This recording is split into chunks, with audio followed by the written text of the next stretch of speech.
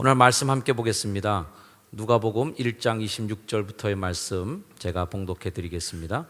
누가복음 1장 26절에서 38절까지 말씀입니다. 여섯째 달에 천사 가브리엘이 하나님의 보내심을 받아 갈릴리 나사렛이란 동네에 가서 다윗의 자손 요셉이라 하는 사람과 약혼한 처녀에게 이르니 그 처녀의 이름은 마리아라.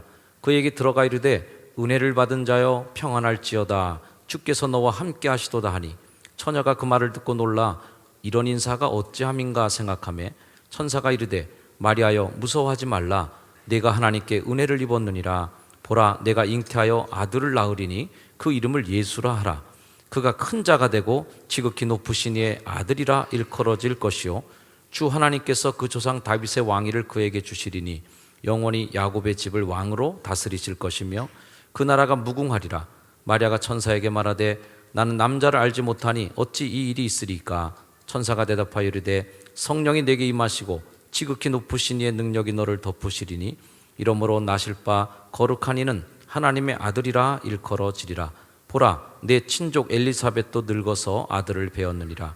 본래 임신하지 못한다고 알려진 이가 이미 6달이 되었나니 대저 하나님의 모든 말씀은 능하지 못하심이 없느니라.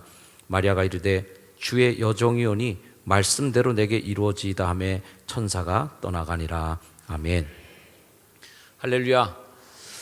성탄의 기쁨이 이 자리에 함께한 여러분 모두 가운데 함께 하시기를 주의 이름으로 축원을 드립니다. 해마다 성탄을 맞을 때가 되면은 연말과 맞물려 있어서 그런지 참 많은 생각을 하게 되는 것이 성탄절일 때가 있습니다. 어느 한 해이든 소중하지 않은 해가 있겠습니까마는 올해는 특별히 더 많은 생각을 하고 지나게 되는 연말인 것 같습니다. 모든 분들이 많이 힘들다고 하는 그러한 마음의 추운 계절이기도 하고 또 대통령 선거로 인해서 굉장히 분주하고 복잡하고 또 나라가 이로저런 관계로 인해서 갈라지고 또 깨지는 아픔도 주변에서 많이 보고 있습니다. 살아온 시간들에 대한 반성도 중요하겠지만 과거만 보면서 후회하는 인생이 되지 마시고 희망으로 한 걸음 나아가는 이 성탄절기가 되기를 주의 이름으로 다시 한번 축원합니다. 진정한 여행이라는 한 시가 인터넷에서 떠들고 있어 저도 읽었더니 내용이 마음에 와닿는 구절이 있었습니다. 이런 내용이에요. 가장 훌륭한 시는 아직 쓰여지지 않았다. 가장 아름다운 노래는 아직 불려지지 않았다. 최고의 날들은 아직 살지 않은 날들. 가장 넓은 바다는 아직 항해되지 않았고 가장 먼 여행은 아직 끝나지 않았다. 불멸의 춤은 아직 추워지지 않았으며 가장 빛나는 별은 아직 발견되지 않은 별이다. 우리의 인생은 아직 최절정기를 맞지 않았습니다. 많은 분들이 얘기합니다. 그때가 좋았어. 하지만 그때보다 더 좋은 날이 내일 열릴 것을 기대하시고 희망으로 살아가시길 주의로 축원합니다. 여러 가지 우리나라에 대해서도 또 회한들이 있어요. 그때가 좋았다고 얘기하는 분들이 있습니다. 그러나 아직 이 민족의 절정기는 아직 오지 않았다. 더 앞으로의 미래가 밝은 그러한 꿈을 가지고 나아가기를 주의로 축복합니다. 여러분들 모두가 내가 할 일 중에 최고의 일은 아직 하지 않은 일이 있어요. 그 최고의 일들이 여러분의 인생 속에 나타나지길 또한 주의 이름으로 축원드립니다.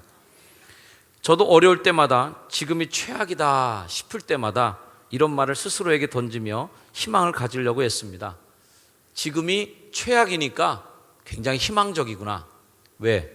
내일은 이보다 더 나빠지지 않을 테니까 희망이 있는 거예요. 할렐루야. 지금이 최악이면 내일은 좋아지는 일밖에 없겠죠. 앞으로 우리의 인생은 더 좋아질 일이 많아지는 예수님께서 말씀하신 정말 땅에서 기뻐하심을 입은 사람들 중에 평화를 이루는 축복의 삶들이 이 성탄절을 지으면서 여러분의 삶에 넘치기를 축복합니다. 우리 인생 최고의 순간을 준비해 놓고 계신 하나님의 축복이 우리들과 함께 있기를 축원하면서 성탄절의 그 의미 속에 가장 중요한 의미가 임마누엘, 하나님이 우리와 함께 하기 위해서 오신 임마누엘이라는 것에 가장 의미가 있는데 우리들도 교회도 세상 속에 나아가는 때로는 쌀로 때로는 우리들의 물질로 때로는 여러분들의 손과 발로 인해서 그리스도의 임재심, 그리스도가 이 땅에 오시는 그 임재하심을 세상에 전하는 예수님의 손과 발이 또한 여러분이 되어주시길 축복합니다. 하나님이 이 땅을 사랑하시기 위해서 땅에 내려오시기 위해서 계획을 갖고 계신데, 하나님이 이 땅에 오셔서 구원 역사를 일으키시고 이 세상을 구원할 아름다운 계획을 품으시고 계신 것을 이룰 수 있는 마당이 필요했다는 거죠. 오늘 설교의 제목처럼 하나님이 일하시는 마당, 설교의 제목입니다. 한번 따라해 볼까요? 하나님이 일하시는 마당. 하나님이 일하시는 마당은 어떤 마당일까요? 마리아는 처녀였고 엘리사벳은 임신할 수 없는 연령이 지난 노인이었는데, 이 두 가정에 각각 아이가 탄생하게 됩니다. 성경에는 많은 부분에 그런 얘기들이 있죠. 베드로는 밤새도록 노력했지만 고기를 잡지 못했고, 모세는 말이 서툴었고, 예레미야는 너무 어린 나이에 하나님의 부름을 받습니다. 사도들은 교육을 받지 못한 평범한 사람들이었습니다. 마리아도 사도 바울처럼 그가 그 일을 할 수 있는 것이 아니었어요. 하나님께 천사가 그 마리아에게 와서 얘기합니다. 그에게 들어가 이르되 은혜를 받은 자여 평안할지어다. 또한 얘기합니다. 마리아여 무서워하지 말아라. 네가 하나님께 은혜를 입었느니라. 우리 따라합시다. 하나님 일하시는 마당은 은혜의 마당이다.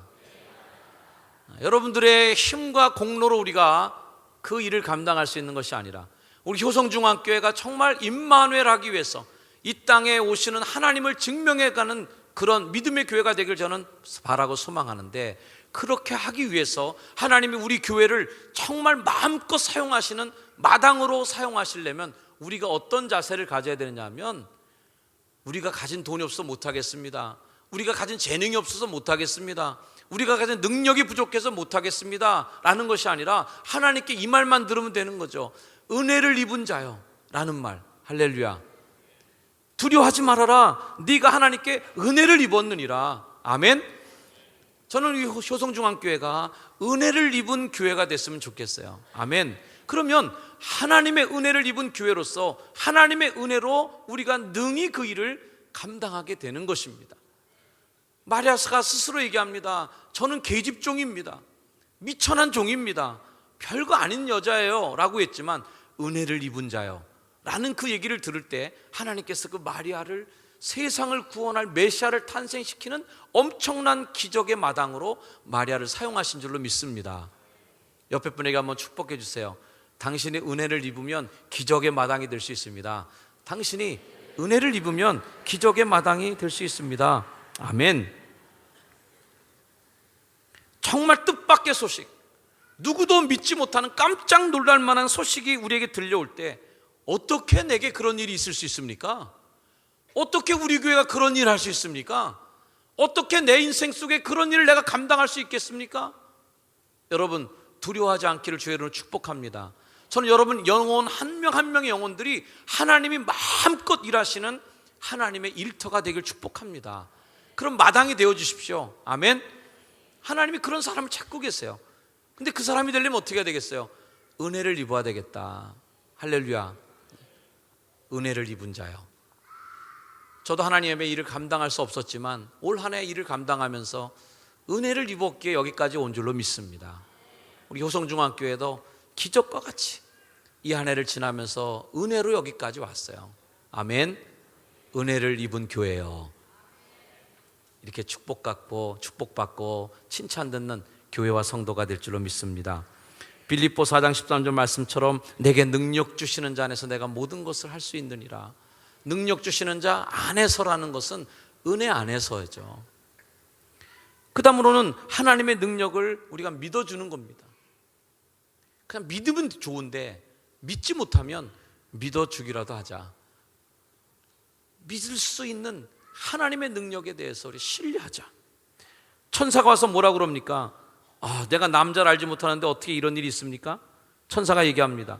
성령이 너에게 임하고 지극히 높은 신의 능력이 너를 덮으리니 이름으로 나실 바 거룩한 이는 하나님의 아들이라 일컬음을 받을 것이다. 보라, 내 친족 엘리사벳도 늙어서 아들을 배웠느니라. 본래 임신하지 못한다고 알려진 이가 이미 6달이 되었나니 대저 하나님의 모든 말씀은 능하지 못하심이 없느니라. 아멘. 하나님의 일하시는 마당이 우리가 되려면 우리가 또 해야 될 일이 뭐냐면 하나님의 능력을 믿는 것입니다. 아멘. 하나님이 하시면 된다고 하는 믿음을 갖는 거죠. 하나님께서 뜻밖의 소식으로 우리의 삶에 침입해 들어올 때 반신반의하고 당황하는 게 당연합니다. 마리아도 마찬가지였어요. 깜짝 놀라고 당황했다고 그랬습니다. 이 소식은 어쩌면 우리가 사랑스럽지 못하고 용서받지 못할 죄인까지도 용서하라고 하는 우리에게 명령을 주는 음성일 수도 있습니다. 또 이 소식은 하나님께서 우리 외에 가족이 될 수 없다고, 그렇게 될 가치조차가 없다고 하는 사람들을 형제와 자매로 받아들이라고 하시는 명령일 수 있습니다. 품을 수 없는 사람들을 교회에서 품으라고, 할 수 없는 일들을 하라고 하는 하나님의 명령일 수 있다는 것이죠. 혹 이 소식은 하나님께서 우리가 지금까지 해왔던 방법, 그것과는 다른 방법으로 다른 장소에서 엉뚱한 사람들, 내 속에서 생각하지도 못했던 그 부류의 사람들을 섬기라는 명령으로 우리에게 다가올 수도 있습니다. 이 모든 것이 우리에게 전해오시는 하나님의 소식인 것을 우리가 인정할 때 겸손하게 수락하고 순종하는 것입니다. 근데 어떻게 겸손하게 수락하고 순종할 수 있겠습니까? 우리가 그 일을 할 수 없다고 생각합니다. 그러나 하나님의 말씀은 능하심이 없다고. 마리아가 믿지 못했지만 괜찮아 마리아, 너 할 수 있어. 하나님의 말씀이 능력 있고 힘이 있어. 할렐루야. 그럴 때 마리아의 육신이, 마리아의 몸이 메시아를 잉태하는 그러한 하나님의 축복의 마당으로 사용되었던 것입니다. 마리아가 38절 말씀에 주께 고백합니다. 주의 여종이 오니 말씀대로 내게 이루어지이다.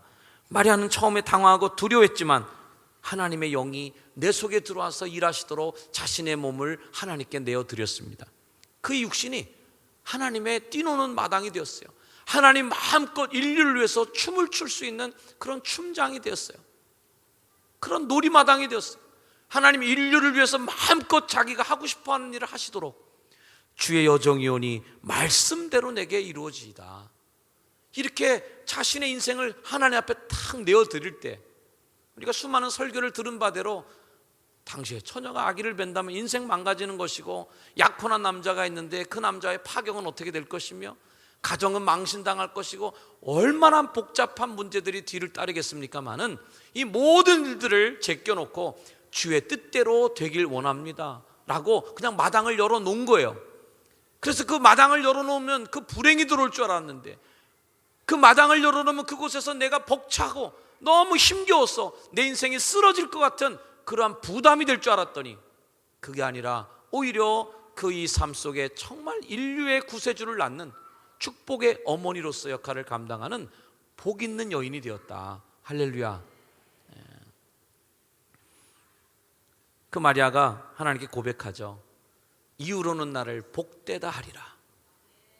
위험부담을 안고 시작한 글이었는데 하나님 앞에 일하도록 마당을 내어드렸더니 이후로는 나를 복되다 하리라.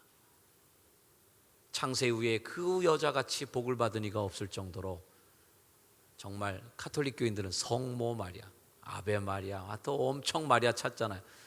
그런 마리아가 되는 놀라운 축복의 주인공이 되었습니다.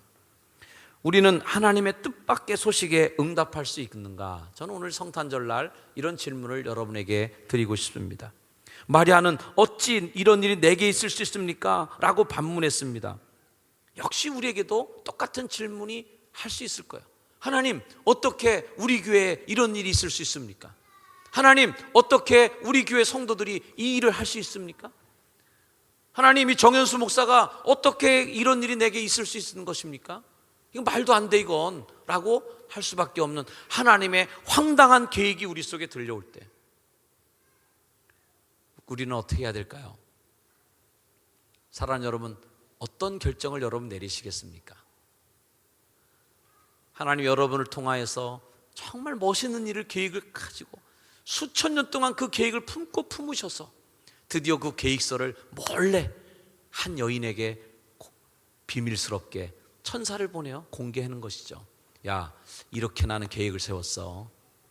처녀가 잉태해서 아들을 낳고 그 아들의 이름을 예수라 하는데 그 아들은 세상의 구세주가 될 것이고 그 아들을 통해서 인류의 구원이 이루어질 거야.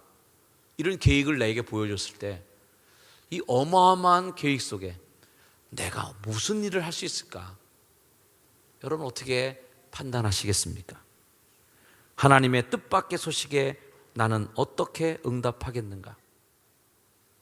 저는 오늘 설교의 결론을 내지 않고 질문만 드리고 끝내려고 합니다. 여러분의 인생과 삶을 어떻게 하나님이 일하실 마당으로 내어놓겠습니까? 저는 여러분 가운데 제2의 마리아, 제3의 마리아, 수많은 마리아들이 우리 교회에서 나오기를 주의 이름으로 축원합니다. 주의 여정이오니 말씀대로 내게 이루어지이다. 하나님, 주님의 계획대로 나를 써주세요. 내 인생의 마당을 하나님을 향해 열겠습니다. 나는 어떻게 될지도 모르겠고 감당할 수도 없지만 은혜를 입은 자여 라는 그 한마디에 녹아서 하나님의 은혜를 받은 내가 그저 여종입니다. 말씀대로 그냥 되게 해주세요. 그렇게 자신을 활짝 열어서 주님께 드려 하나님 여러분을 정말 복되게 사용하시는 예수 그리스도의 제2의 탄생, 예수님의 제3의 탄생이 계속해서 이 땅에 일어날 수 있도록, 새로운 메시아가 이 땅의 희망으로 계속 잉태될 수 있도록 여러분의 삶과 여러분의 시간과 여러분의 물질과 여러분의 인생이 그렇게 하나님의 일하시는 마당으로 쓰임받게 되기를 주의 이름으로 축원합니다. 기도하겠습니다. 하나님, 우리를 사용하여 주시옵소서. 주의 뜻대로 사용하시고 하나님이 나를 통하여 일하시옵소서.